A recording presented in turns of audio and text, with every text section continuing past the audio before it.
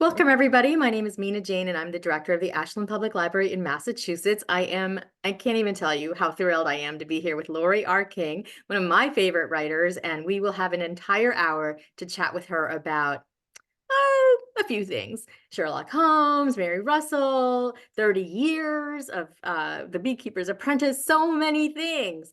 But before we get to that, just a couple things. One is I want to thank the Friends of the Ashland Public Library for supporting all of our programming. We couldn't do this fun stuff without them. And I would like to thank Laurie for letting us share this with other libraries. And I have to say, 24 libraries jumped on this program because, when libraries work together, we make magic. And this is going to be a magical program. So you can buy signed books from Laurie from Aesop's Fable, our very favorite indie bookstore. And I will put a link to that in the chat for you all. If you have questions, please put them in the Q&A. It's a button at the bottom of your Zoom screen. I will be taking questions from there, not the chat, because I can't keep track of the chat. Pretty good at multitasking, but not that. So you may be asking, how did the Ashland Library, this little tiny town in Massachusetts, get Laurie King to do a program with them? Well, Laurie posted on Facebook, about 6 months ago? Yeah. That she was willing to do programs with libraries, bookstores, llama places, whatever. And as long as they were interested in having her. And so she put out the call and I was like, this can't be legit. But I was like, it's Laurie, I have to try. And so I put my name in, threw my hat in the ring, and lo and behold, like a couple months later, I get an email from Laurie R. King. I was like, oh my gosh, is this legit? Until she showed up for this program, like about 15 minutes ago, I really didn't know if it was legit. But here we are, and so are all of you. So I am going to just jump right in and ask Laurie, tell us about yourself. Tell us how you're celebrating the Beekeeper's Apprentice. I'm celebrating all kinds of ways. I mean, for one thing, we're saying before we let the audience in how amazing this Zoom stuff is, because Mia says, well, I'm sitting here with Laurie King, and she's thinking, we're 3,000 miles apart, honey. But we are together, and it's been a fabulous way of bringing people together. So I had last year I looked at the fact that the Beekeeper's Apprentice was turning 30. It had been 30 years since it was published, 1994. And I wanted to do something to celebrate.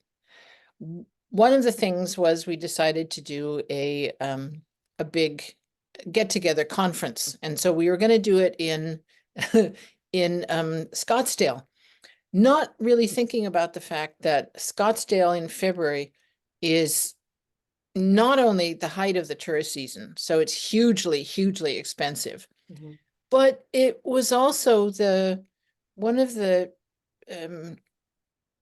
golf tournaments, the Something Open, and it was Super Bowl weekend, so everybody would. So we said, I mean, I know people love me, but to come together with a hotel room that's like $800 or $900, I thought, I'll have an audience of 4. So instead of that, I would have come. I would have come.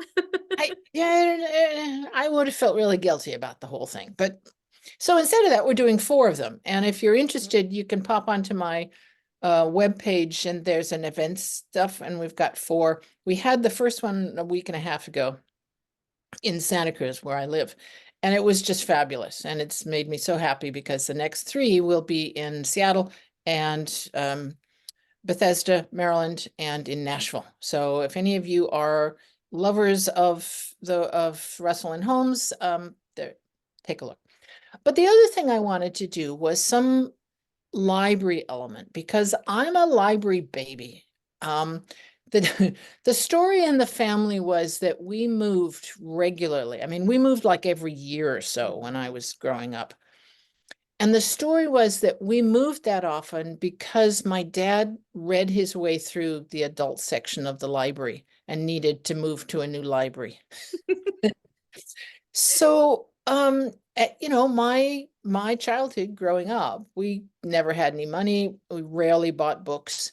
Um, Also because we were moving so much that, carrying books around us. But we would go to the library at least once a week and come out with a huge stack of books. And I was one of those kids that was given the grown-up card very early. Um, because that's where my life was. When you're moving that often, I think I only had 2 years, all of my school history. I only had 2 years where I was in the same school in September that I had been in June. So when you just turned over that much, you find your friends on the shelves of the library, not in the classroom, because classrooms come and go, but libraries you can always find Walter Farley. Mhm. So I wanted to do something that acknowledged libraries. When I started writing, libraries were where I did all my research because it was pre-Google. Mhm. We didn't have internet stuff. You couldn't look things up. And so you had to go in and do research. And they, I think, really shaped the early books, certainly the first 10 years or so when I was heavily involved in my local university, UC Santa Cruz Library. So I put out I pulled together a kind of survey of who, what is your library? Who are you in your position? What would you like? Do you want it live or video or either? Um, how many events a year do you do? How big is your group? What would you do in addition to having my event? Would you, show Sherlock Holmes movies? Would you have a beekeeper come in and talk about bees? And I started getting these fabulous applications from various parts of the country. I opened it up to the world, but I think people overseas were just so put off by the whole idea that they were all the responses I got were from America. So that's fine. We're just Um, very assertive here. well, if I guess if you found it hard to believe that I was doing this, somebody in England or New Zealand would have found it impossible. But anyway, so I took these applications and I went through them all and I noted the kinds of special things that I thought would be fun. And chose them. I chose a dozen, figuring one a month, although they're not every month and it works around people's schedule. So, but we're doing a dozen. Probably 2/3 of them are Zoom. But I'm doing a couple of live things, one local, one in Nashville, where I'm going to be in August, and one I'm doing for a women's prison at library down in Southern California. Love it. And I just, I think that it's so fun to have this variety of libraries available out there, and especially in modern times where libraries are the voice of history and rationality and community. Mhm. So libraries rock. You'll get no disagreement from me or anybody in the audience, I believe. Uh, Probably not. Probably not. Yeah. So let me ask you a few questions of mine, and then I'm going to get right to audience questions because we already have a bunch. Um, did you always know you were going to be a writer? No, no, No. no. You know, I think nowadays where schools make an effort to introduce kids to a lot of different options in the world. One of the things that kids are introduced to is the idea of being a writer. I know that I've done any number of, classroom things for middle grade mostly and high school, talking about what it is to be a writer and how you do it. Um, but I never met a writer when I was growing up. I never, it was you went into the library and there's all these shelves, and I mean, God put those books on the shelf because Some of them would have these photographs of people in there. They didn't look like anyone I knew. Hmm. And and so I just figured that was part of, it's like the fancy cover, and that was, they had a random person that they put on the back. I mean, obviously I knew people wrote them, but I didn't connect it with me. So it wasn't until I hit my 30s that I began to realize I I've been learning the storytelling skills since I was very small. Um, and one thing that I could do after, a lifetime of reading and writing, and I had just finished a graduate degree, was put together an English sentence. And I thought, well, if I can do that, maybe I can put together a lot of English sentences Hmm. and tell a story. It was also, my kids were small. My son had just gone to preschool 3 mornings a week. So I had, what, maybe 8 hours to myself every week. Yay. And my husband, who was a lot older than I, was looking towards retirement.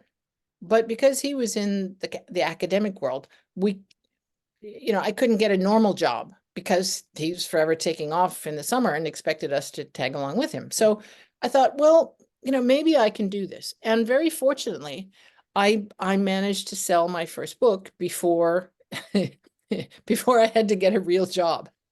So Wow. yay me. Yay, us. And that's where it began. So I didn't really start thinking of myself as a writer until I actually was writing. Hmm. Well, the fact that you sort of grew up in libraries makes me think that you were a reader for sure. Did you gravitate towards mysteries back in the day? No, I think I was mostly even when I was older, I mostly read science fiction in Oh. various kinds. Now you divide it into sci-fi and fantasy, but I I think if you had told me, Laura, you're going to be a writer, I would have assumed that you meant sci-fi. But when I started writing, I found that it was really difficult because there's no structure in a sci-fi novel. I mean, Mhm. you can go anywhere. And I liked having some kind of, bones to the story. Mhm. And it felt more natural to me to have the structure of a crime novel. And you can tack anything onto that. I mean, you can do amazing things with the genre, but it's pleasing as a writer because it has a certain pattern of how you tell the story. Mhm. And at what point did you decide to take on the Sherlock Holmes canon? Well, I so I was 35 when I started writing seriously. I had played with writing a kind of futuristic novel about 5 years, 4 or 5 years before that, and got about halfway through it and realized I had no idea where the story was going, and it took me a long time to finish it.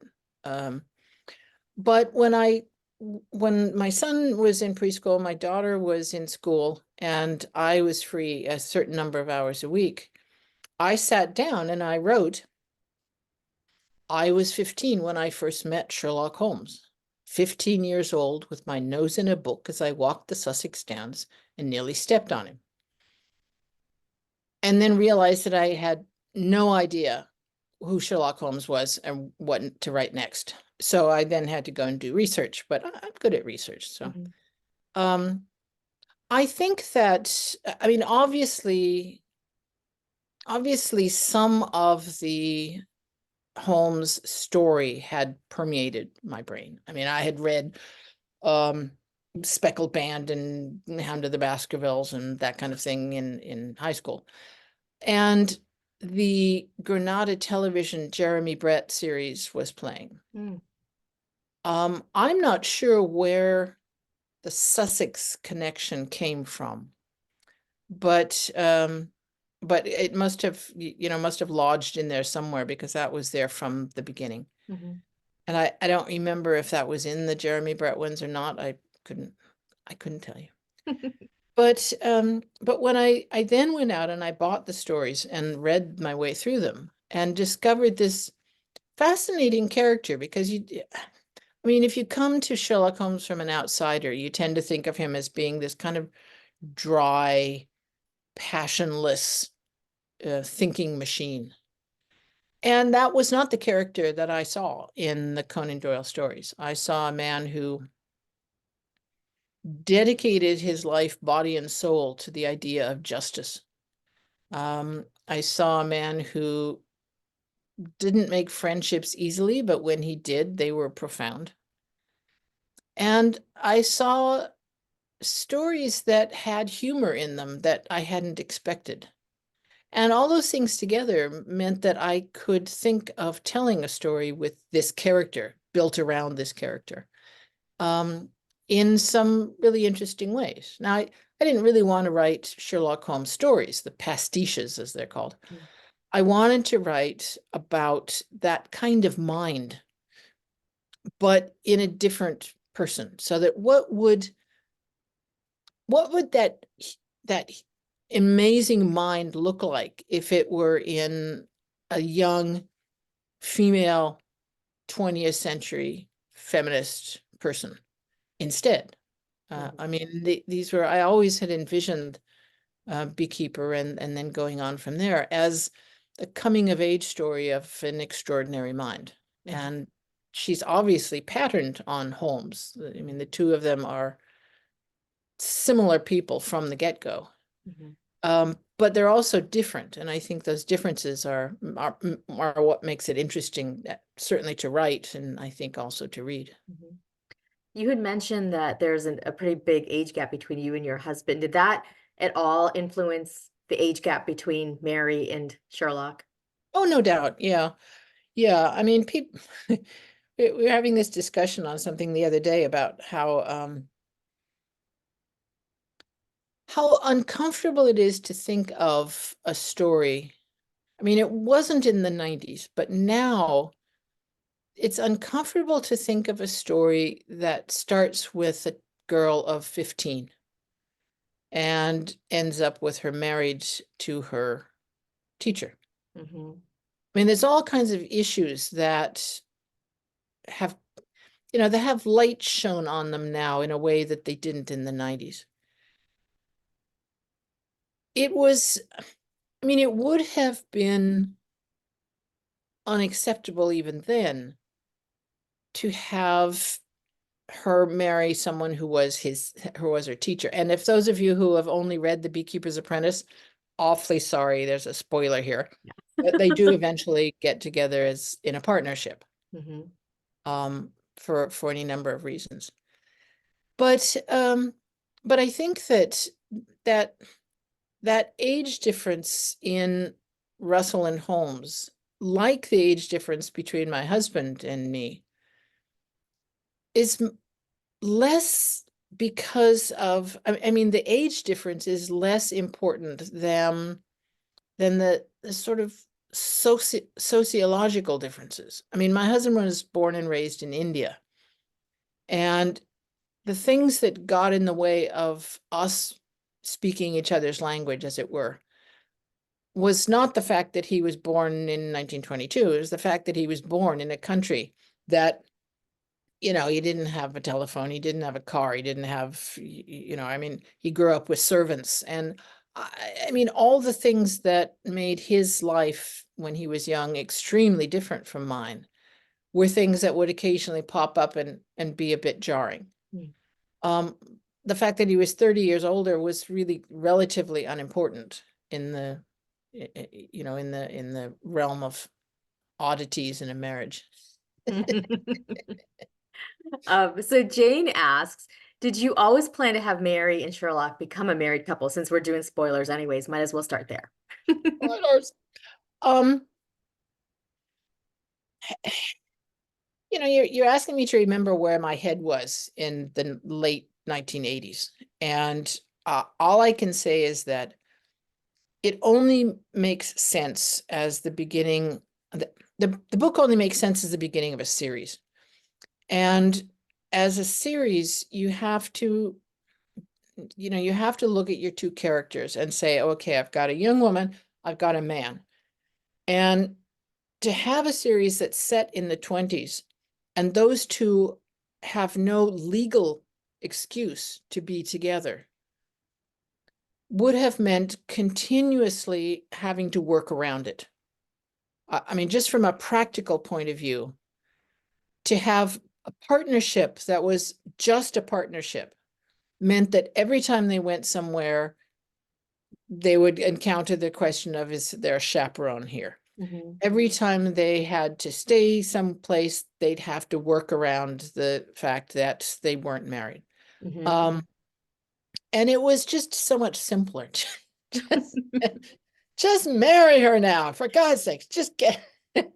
um, Well, so just from a practical point of view, it's interesting to me because I love the books because of the romantic element of it. Not necessarily that there was romance in it, but that Sherlock always seemed in all of the canon so lonely, alone, with his smartness and his way of thinking. But all of the more recent um, sort of takes on it have him having some sort of love interest, mhm, or at least getting to that point of not being so alone. So I think it's interesting that you were really on the early end of that sort of movement. yeah, yeah. I, I mean, Conan Doyle was doing something very different with his stories from what I'm doing with these, and I think he he wasn't so interested in growing the character as he was telling an exciting tale. Hmm. I used Holmes as a supporting actor for the first half a dozen books, and then became more interested in him as a character and began to really grow him, until the fact that, I mean, the book that has just come out, which I'll wave in front of the screen, um, has just, Lantern Stance has just come out, is all about Holmes and his background, Hmm. none of which is in the Conan Doyle stories. I mean, as this much in the Conan Doyle stories. But you know, I found him more and more interesting as a character to write and to look at what would this amazing person have done if he'd actually met someone who was his equal from, early on. Hmm. Watson is a great guy. He's a absolutely strong character and, super when he needs assistance. He's not a challenge to Holmes. Hmm. Hmm. And I think that somebody like that needs a challenge in his life and in his relationships. Hmm. So, starting with about book number 7 or so, I think I started working on him as a developing character and looking at what would this man look like if he were to work in the post-war era, because Conan Doyle cut him off at the beginning of the Great War, so he never had to deal with this extremely different Britain of the 20s. Um, what would he look like if he had somebody who really challenged how he did things? Hmm. Um, and what would he look like if he let someone in underneath his defenses? Hmm. And that's kind of where his side of the story has been going, and the current one is all about that.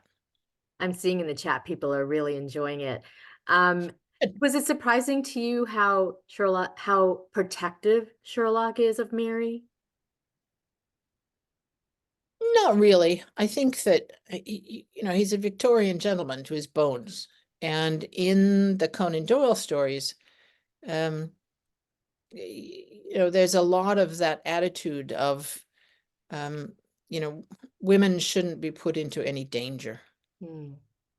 so that's something that, no matter how competent his partner is, he's not going to shake that, Okay. and it would take, a deliberate rethinking on his part to permit her to do her own thing. I mean, he does, Mhm. but each time he does, it's clearly something that he has to choose deliberately to do. Mhm. Right. Linda asked this really interesting question. What were your feelings or thoughts about using Sherlock Holmes when the character only came into the public domain in 2022? Long story there.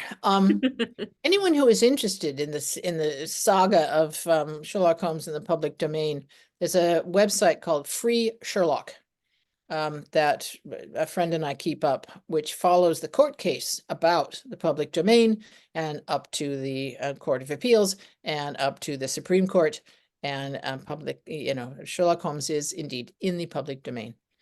And in fact, this year, all of the stories are now in the public domain.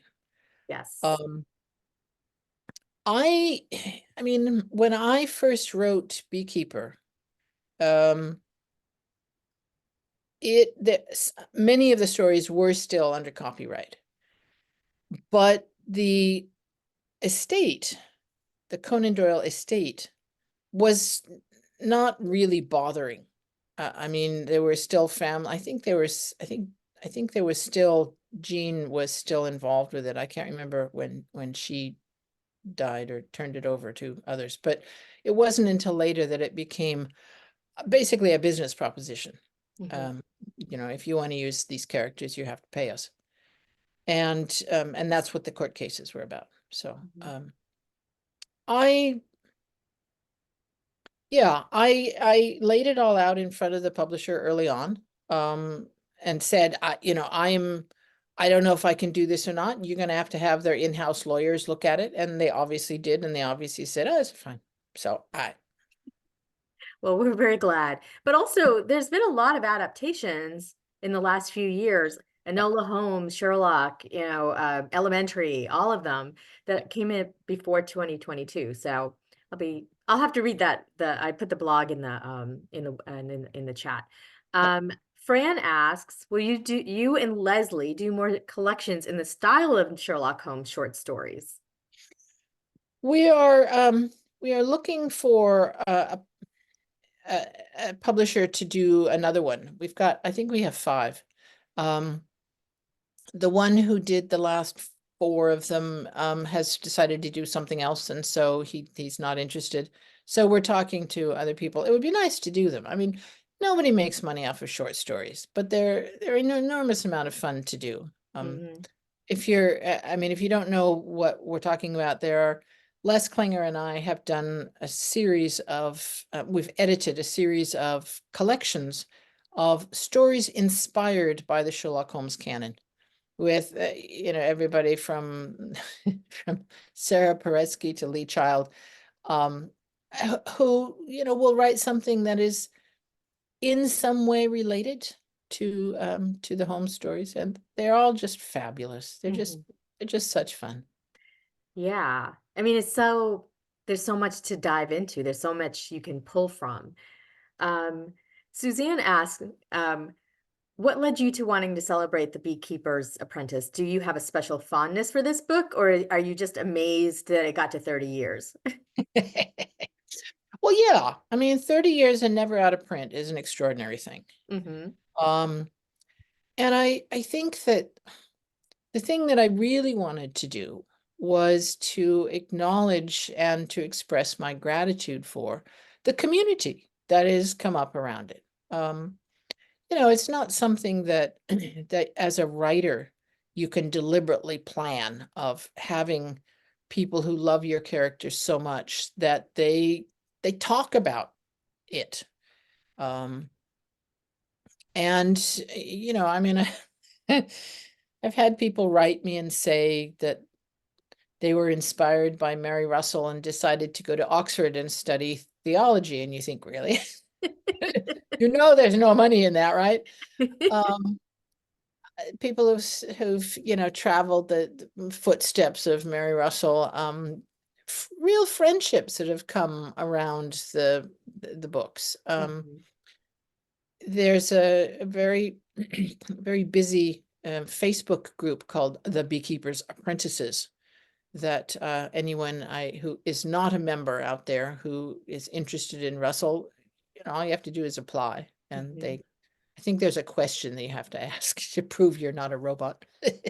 Yeah, it's Um, important nowadays. yeah, but they're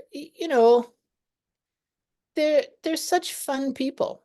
And that's one of the reasons why I wanted to do these 4 events that are, as I said, in Santa Cruz and the 3 other cities, each of which is the day before one of the mystery conferences. So they're kind of attached in there.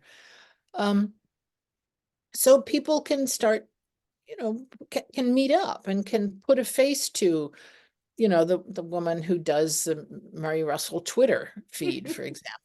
Um, So and the woman who organizes the Facebook group, and people like that who are important in the community, and you get to meet them. I love that, because it is a community, and Vanessa actually says this perfectly. Fangirl comment. After reading The Beekeeper's Apprentice, it practically ruined Sherlock Holmes for me. I always miss Mary Russell when I read Sherlock Holmes. You reinvented canon and made it better. Phenomenal. Thank you. Um, and then let's see, somebody asked, is there a chance Mary might take up again her studies at Oxford and or reconnect with Judaism and her theological interests? Well, I think I mean this is one of the problems of Russell and Holmes having such a busy life, is that she doesn't have a whole lot of leisure to sit back or their books. um, I mean, the fact that Holmes is 54, I guess, when you first meet him, means that I wasn't about to take 30 years to tell the stories. Mhm, I wanted to just move briskly along, so that I think there's 8 of the books that are set in 1924 alone, mhm. and similar with 1925, that they're fairly back to back, the cases. So that yeah, I mean, she's a continuous presence in Oxford when she's around, but no sooner does she get settled than a ninja spy drops in on her or something. Those dang ninjas. Which actually brings us to the next question from Steve. Because you had said that your first sentence included Sussex, you weren't sure that where that came from. He says, have you Mhm. been to the places that you write about? Yeah, yeah. Yeah, I in any of the books that I do, I need to have been there. Um, I think the only place that I've written about that I haven't been to is Vietnam. I wrote a section about the Vietnam War in one of the contemporary books. And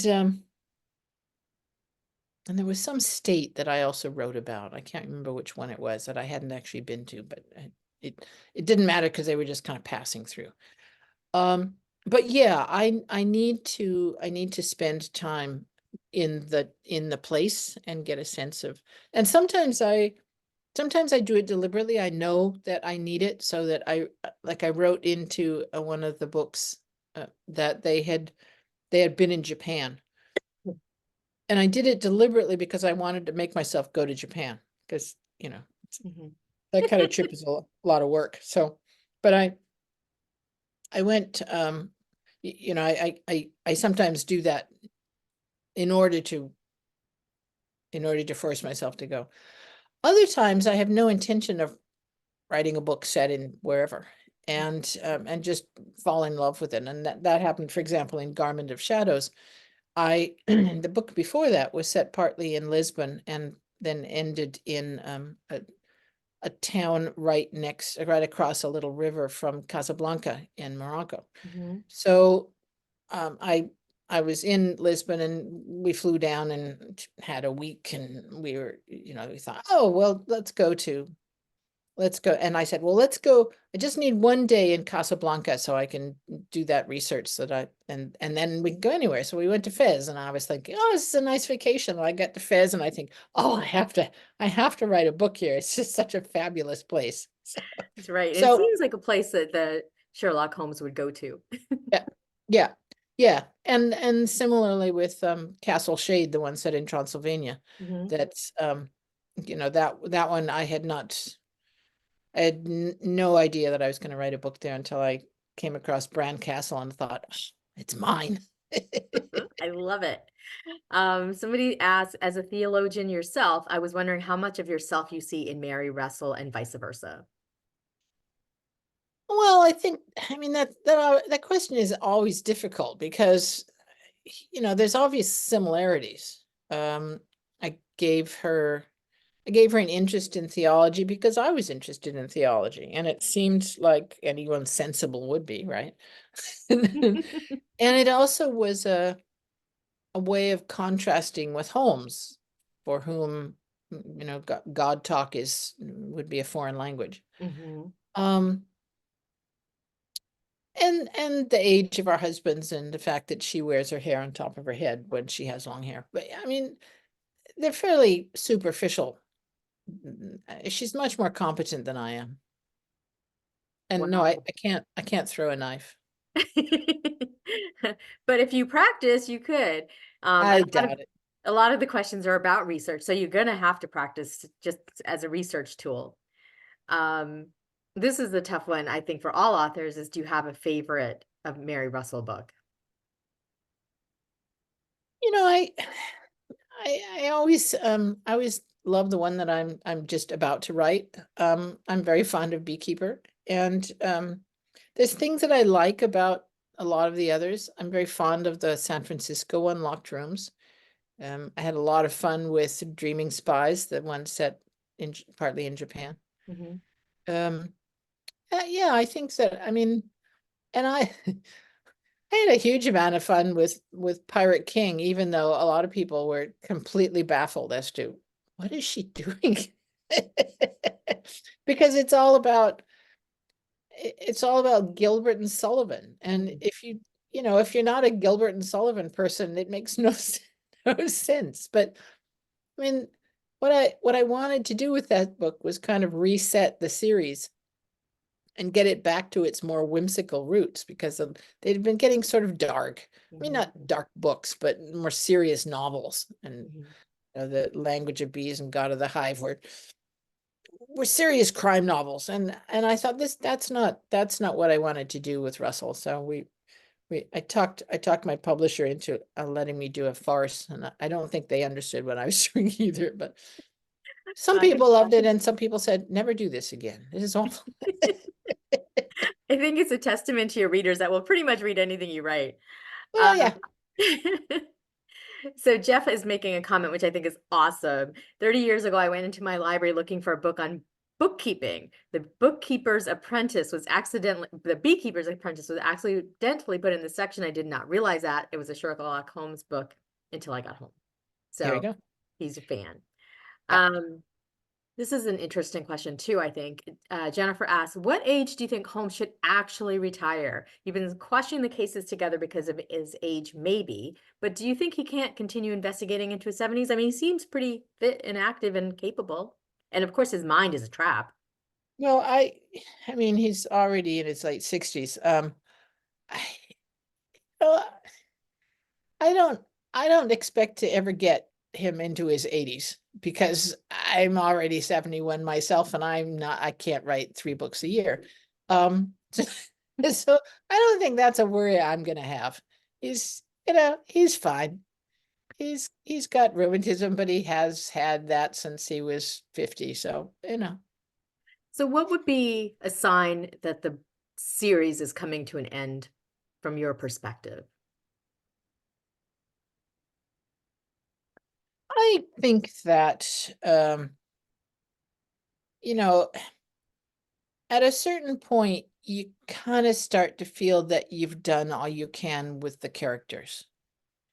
I am not feeling that yet with these. Whether I will or not, I don't know.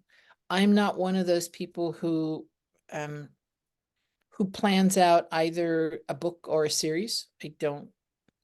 I am not an outliner, and I don't plan a series arc. So, I'm it's not that I have a series of 20 books in mind or something. Um, but I think that, I mean, I have a lot of different books that I would like to write.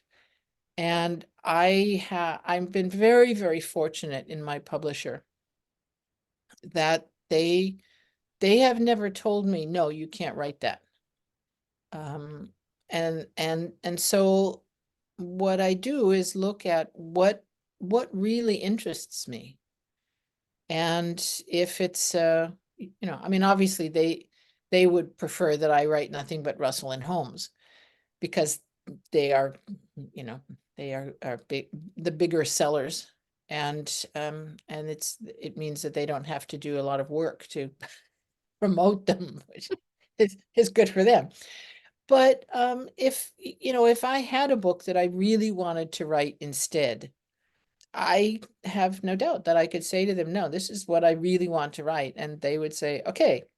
I mean, they wouldn't give me as much money in the advance, and they'd insist on two books on the contract, and the next one would be a Russell.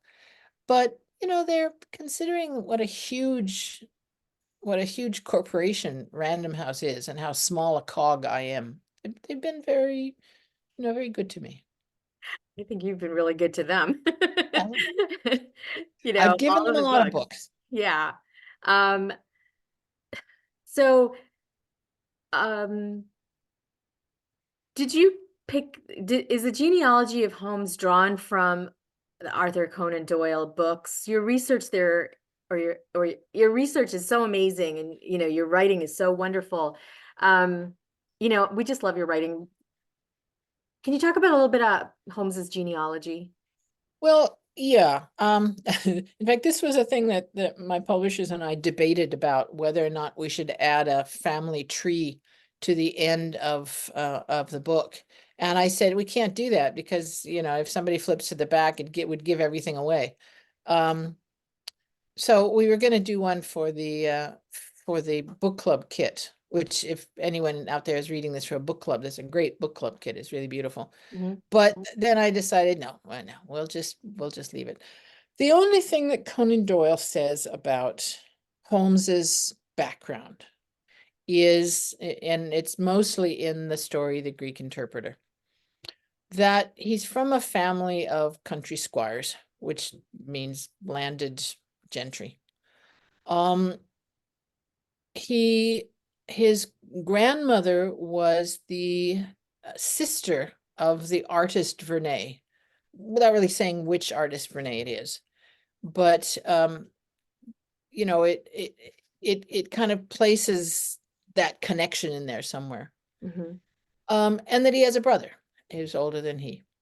Well, the the Vernet family was a series of multi-generational artists, several generations of famous painters. And I think it's fairly apparent that Conan Doyle means Horace Vernet as the sister, because that's the right generation in there. So I needed to work that into this story, into Lantern's Dance, in a way that that told us something about Holmes, and that sort of also revealed how that family um, connected up with the Holmeses of England. Mhm. And without giving spoilers, because I'm sure some of your people have not read or have not finished Lantern's Dance, so we're not doing spoilers here. But I wanted to look at that genealogy, and the Vernet family is incredibly complicated, and there's a couple places where Russell talks about that in the story.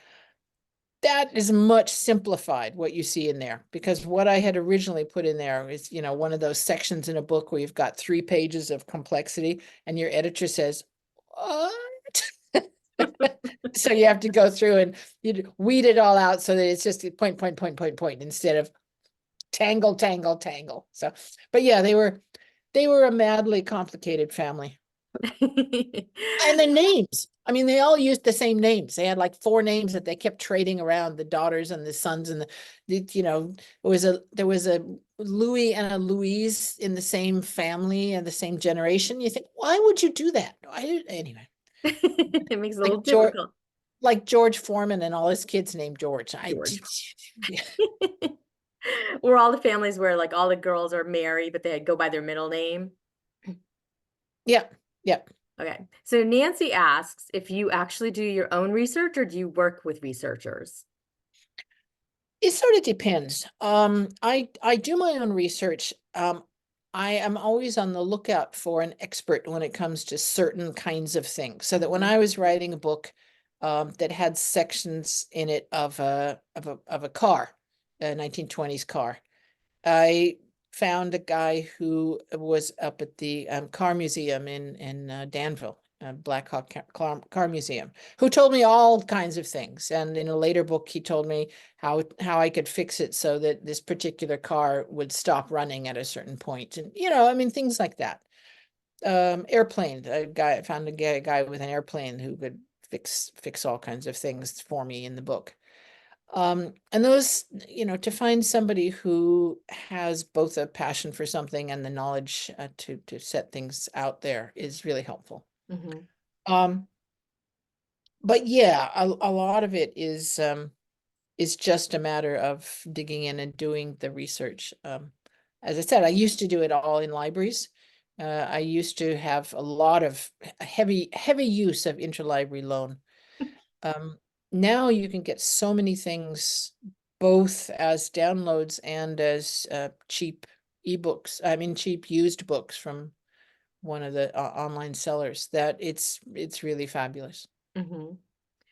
Um, Donna asks about this particular thing that you're doing this year. Are you enjoying going to all these places? Do you feel like it's something that authors like to do, or is it, you know, kind of difficult to do all this, the book touring? Well, I'm kind of doing this instead of the book tour. Now, when you say book tour, what we do now is not what I think of as a book tour. I mean, there are a few authors who go on these mega book tours, but when in the 90s and aughts, a book tour for me would be a couple of weeks on the road, and I'd be at a different bookstore every night, and I'd be met at a store, met at the airport by a woman holding my book up and saying, "I'm your author escort," and we do, a newspaper thing and a radio thing and all the rest of it. They don't do those anymore now, Oh. for various reasons, mostly financial. So when I do a book tour, it's mostly just flying somewhere, doing an event, and flying home. You got to sell a lot of books at that event to justify that expense. And so mostly publishers do that as a way of building community, of supporting indie booksellers, of getting the author's name out, because people who go to events, if they're supportive, they will post about the book and the event and the author. And so it's worth it, but it's not the same kind of thing as a book tour used to be. Mhm. So these events that I'm doing is something that I am doing, and it's like the library events, these four Russell and Holmes 30th anniversary Beekeeper celebrations. Um, I am doing what I want. I have we're doing couple of the events have a guy teaches us how to pick locks, because that's in any mystery book, and especially in these ones, these characters are forever picking locks. I don't know how to pick a lock. So, but the guy who comes, you can show us how to pick a lock. And so you have 60 people with their heads down at their locks going, "You did it." It's so fun. The one in Bethesda, I have a woman who is an expert in clothing, who's going to be talking about what Russell would wear. Hmm. Um, and oh, and we also have a knife thrower coming to that one. So it's it's going to be each of the events will be different, and they'll all be a different community, and they'll all be and I really enjoyed the first one that we did on the 17th, and I'm imagining that I will enjoy the others as well. Now remind me, all of your events are on your website. Yeah.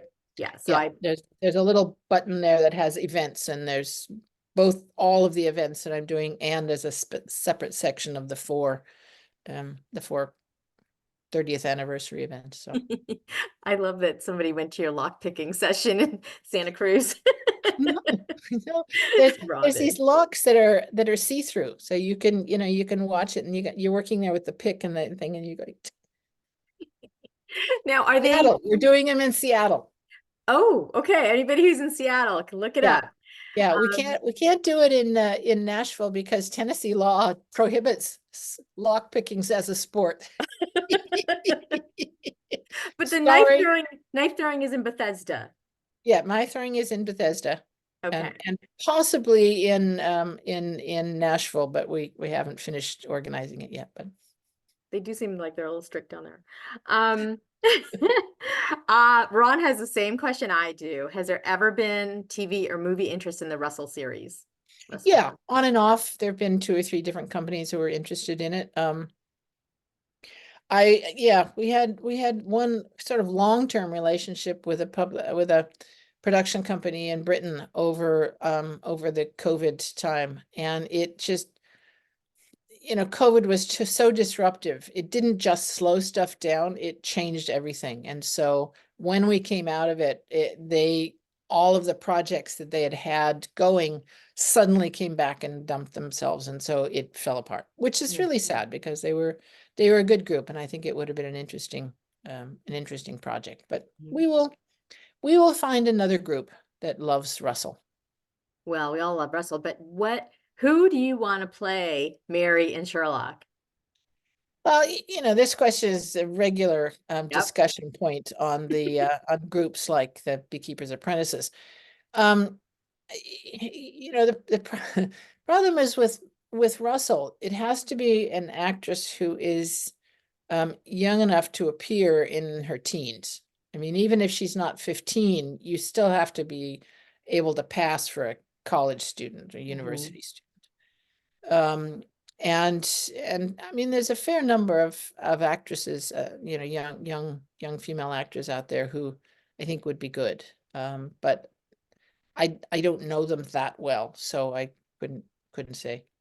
Um, I'm gonna crowdsource this question and ask people in the audience if they have somebody in mind to play. who would you recommend? Yeah, Yes. yeah, yeah. And And I mean, I think there's been various actors that would be great fun as Holmes, but gradually they've gotten kind of older and older, and you sort of think, you know, um, eh, I think that most of the guys that I have thought of over the years have gradually sort of aged out. So well, and Holmes is getting older as well, so it's okay. yeah, Um, Marcy says this funny thing, and it's more of a comment. She said, "I got so nervous at the back room, I did not ask my question." Her question is, "Why did you decide to enter the Holmes canon?" But we answered that earlier on in our talk, so I'm gonna ask Marcy to watch the video after after we do this. Jennifer asks, we were talking about you traveling around and stuff. Did you ever go to Australia because your writing about Sydney and Melbourne was so accurate? yeah, yeah. I've been to Australia a couple of times. So yeah, Okay. Emily Blunt. She can look like anybody. Okay. Um, let's see. So I read someplace that you don't think that Mary and Holmes will have children together. And there's reason for Mary for sure. I think that that's introducing such a different take on the thing. I mean, I think that um, Elizabeth Peters did a great job of introducing a new generation to the Amelia Peabody stories, and she did a great job with that. But I can't see them fitting into the Russell Holmes milieu at all. I mean, I even have problems working Watson in. And, and I just can't see having a kid underfoot. Uh, you know, Yeah. Well, no spoilers. I won't go there. Linda asks, "Are you a skilled chess player, sacrificing the queen to save the game?" yeah, no. My 13-year-old grandson beats me every time. Oh, that's so funny. Um, Somebody asked, "How did Holmes's view of Russell's gender fluctuate, and did it depend on their marriage?" His view of her gender? Yeah, the fact that she was a woman in, embodying like his brain kind of thing. Well, I think that once he realizes that she's not a young boy, um, I think you know what, he has to, obviously, as I was saying, you've got these Victorian attitudes towards, you know, the little woman and how she's to be protected. Mm-hmm. So I think that that's always been a bit of a battle for Russell to make sure that she stood up and pushed that attitude away. But I I think I mean, it has been from the early days of the stories that, you know, part of asserting herself is asserting the fact that, you know, she's not a man with breasts, she's a woman. Mm-hmm. Um, I, you know, this is one of those things of the constant negotiations in a marriage is to find this sort of common ground that that two people can, you know, can agree even sometimes if they disagree. So Mm-hmm.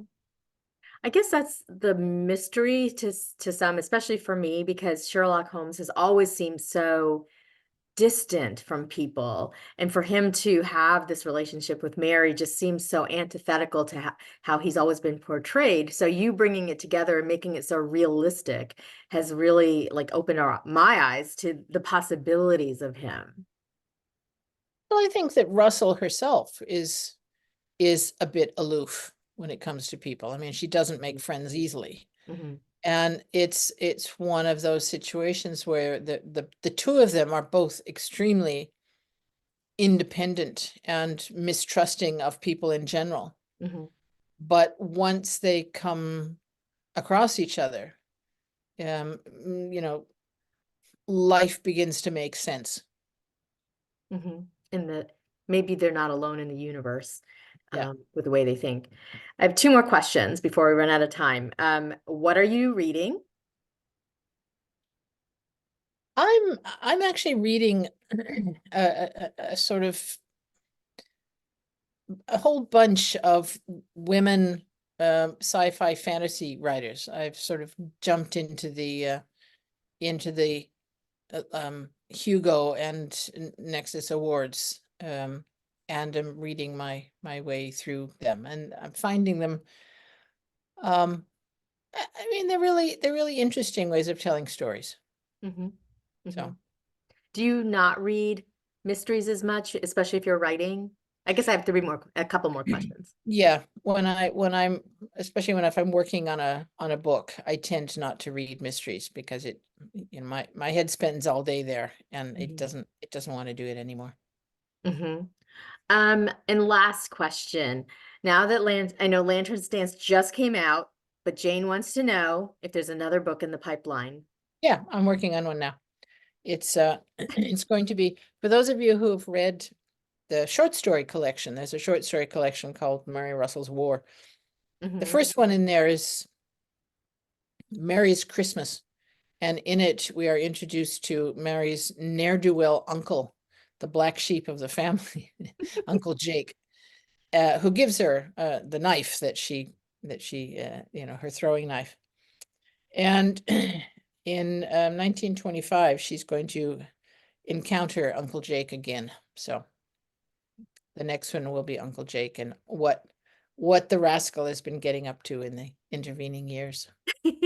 And when can we expect this? I think it's penciled in for June next year, 2025. Okay. And is that going to be the 20th Russell and Sherlock Holmes book? I think it's 19. Okay. Unless you count, I mean, if you count the short story collection, then yes, it's number 20. Um, but How do you count how do you count them? it's the 20th, it's the 19th book length and the 20th volume, so it sort of depends what you call Totally works. Okay, well, we'll be celebrating with you it. next year and for But all of your books. Laurie, thank you so much for doing this. I know that you're spending the year celebrating, but I really, really appreciate it that you celebrated with us tonight. I thank you for inviting me, and I wish all of you the best, whether you're whether you're near the library or very far from the library. And vote for your library in the next election. That's right. And if you see her Laurie on Facebook, she's legit. Just want to end with Well, I that. don't know about that.